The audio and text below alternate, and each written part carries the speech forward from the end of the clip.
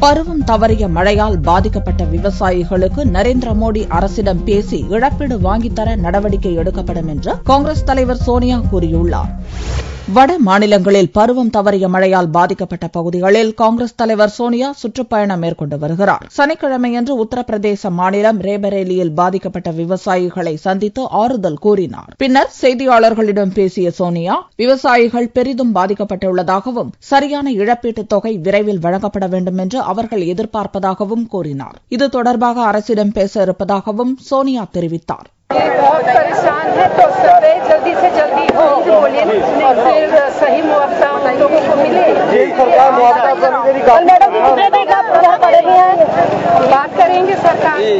இதைத் தொடர்ந்து சமீபத்தில் பச்ராவனில் நடந்த ஜனதா எக்ஸ்பிரஸ் ரயில் விபத்தில் மரணமடைந்தவர்கள் மற்றும் காயமடைந்தோர் குடும்பத்தினரையும் சோனியா சந்தித்து ஆறுதல் கூறி நலம் விசாரித்தார்.